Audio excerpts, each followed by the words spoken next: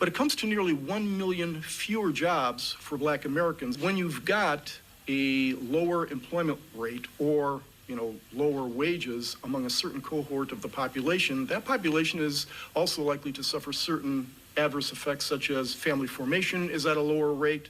There's higher incarceration rates. We made a number of attempts to highlight this issue to the Congressional Black Caucus. We sent several letters to the then head of the Congressional Black Caucus. All we heard were crickets. So there is, my concern is that on a political level, there doesn't seem to be a whole lot of energy behind this particular issue and trying to address the impact of this particular issue. I think that's an abomination. Might have to drop a dime on this. For sure. You know what I'm saying? You gotta stop it. I don't like that shit. For sure, bro. I don't like that shit.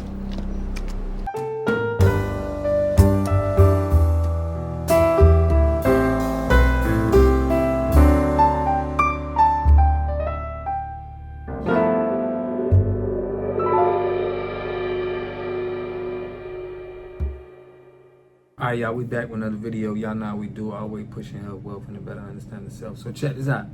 In this video, y'all, I'm going over why the CBC needs to be disbanded, dismantled, terminated. And we need to form our own foundational Black American Union. Alright, I don't like that word caucus. But we got issues with the Congressional Black Caucus. I'm going to bring it up on this video. But first, we definitely got Ilhan Omar.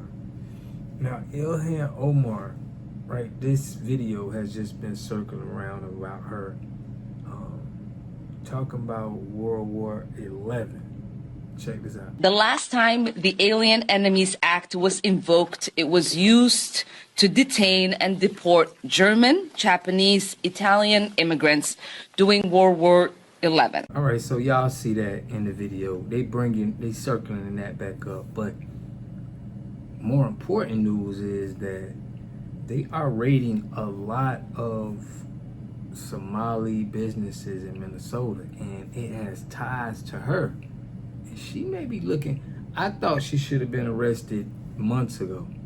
But with all of these raids that's going on in Minnesota, I'm gonna play y'all this clip. It looks like it may be coming pretty soon. Large-scale raids targeting federal fraud currently underway. Federal agents seen leaving the Quality Learning Center, and Brooke Taylor has more on that and what they're looking for. Brooke, good morning.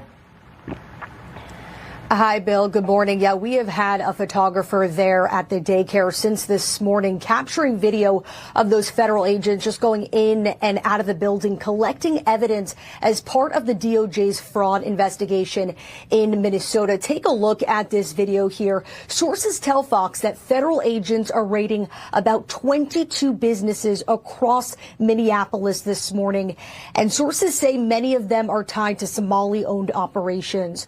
All of this comes after that viral YouTube video from Nick Shirley. It was back in December. In that video, he visited different child care centers, and you'll remember they were either closed or there were just no children inside, despite receiving state child care funding. Now, the location that you're looking at right now, it's the Quality Learning Center. This is the daycare. It went viral. It blew up on social media because of a sign outside with learning that was literally misspelled. The Education Secretary at the time claimed that the daycare received $1.9 million while, quote, masquerading as a daycare. And then shortly after that, the Trump administration announced it was freezing child care funding to Minnesota and calling for a full audit of certain daycare centers. And just checking my emails now, it looks like we got a statement from DHS sharing, quote, Homeland Security investigations in cooperation with our law enforcement partners executed criminal search warrants in Minneapolis relating to the rampant fraud of U.S. taxpayers' dollars. And as you could see there, federal agents still outside one of those daycare centers where they have been the last few hours. And all of this comes as Governor Tim Walz is expected to deliver his State of the State address tonight. And it obviously comes with a lot of questions over oversight. Ilhan Omar look like they coming down. She's next. Now, we got another CBC member, Terry Sowell. She just received the Outstanding Congresswoman award. Congresswoman, she got the award. Now, there is no way that nobody in the Congressional Black Caucus should be receiving any kind of rewards. I just got to keep it real. No, the job that they have been doing, they shouldn't even be getting paid for it. Because it's like they haven't even been clocking in to work. And I'm going to show y'all Mr. Peter Cursor now. All right, he was a civil rights chairman. Look at the difference at what he was saying in 2016 from job losses and all of that to 2019 to where we are now. Check this out. Our most recent hearings was on the effect of illegal immigration on black wage and employment levels, and the evidence that we gathered shows that unequivocally the wage and employment levels of black Americans are disproportionately adversely affected by illegal immigration, particularly when it pertains to the effect on black males. What we found also was, regardless of the wage levels, illegal immigrants displaced black workers in areas that had traditionally been populated by black workers. And the reason for that is because what you find is black workers, particularly black males, are disproportionately concentrated in the low-wage labor market.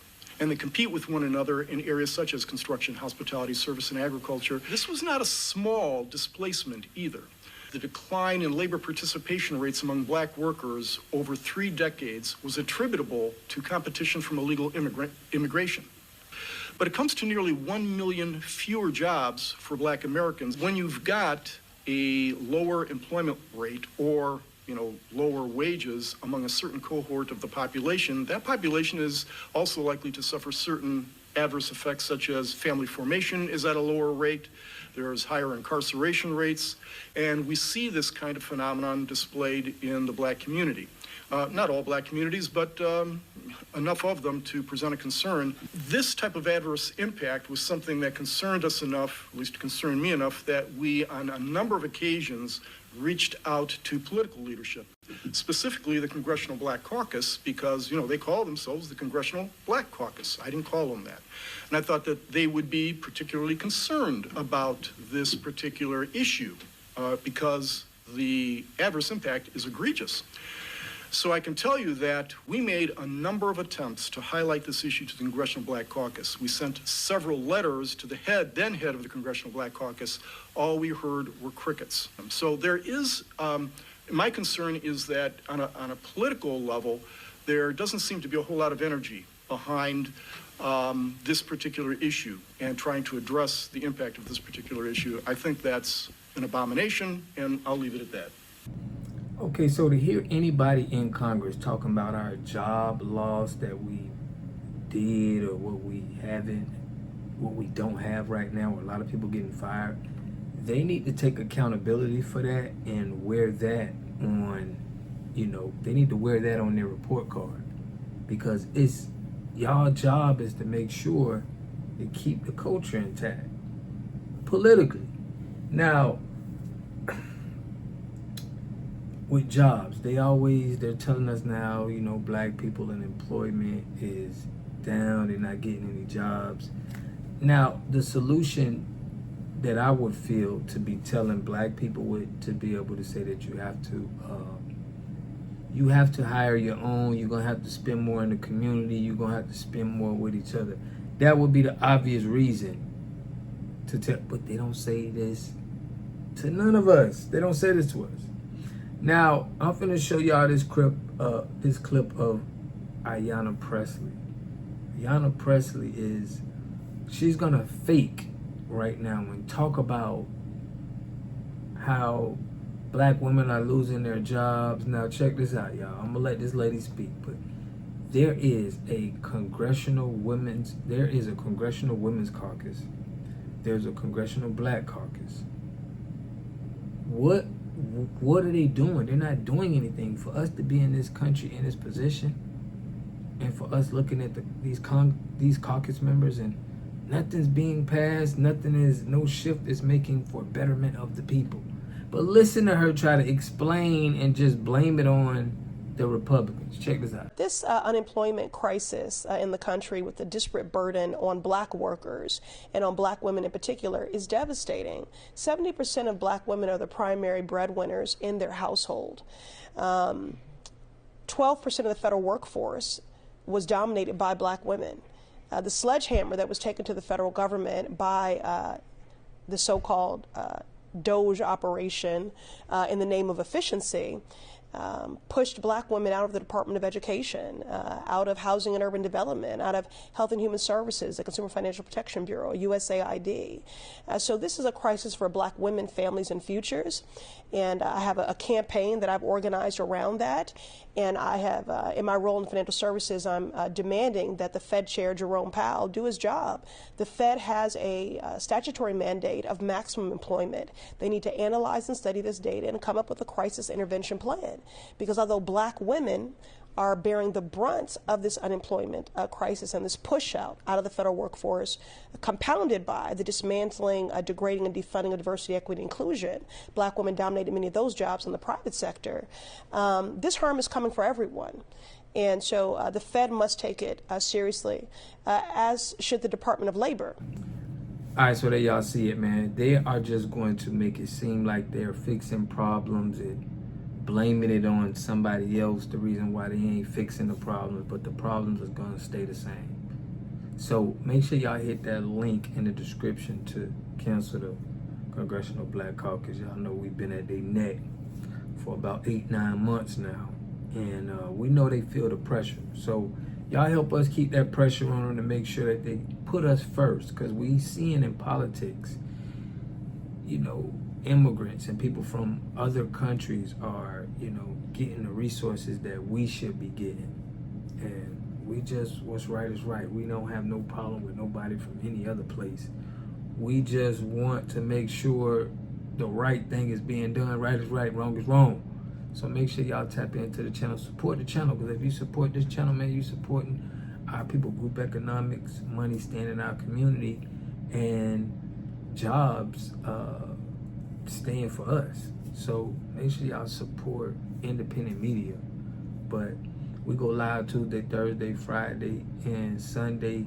We got a May 30th. We got a meet and greet dinner that we're trying to get boots on the ground and speak in person. So make sure y'all look, go to. I had that link in the description too. So peace and love, family. Y'all let me know what y'all think in the comment section. I'll catch y'all in the next video. Peace and love.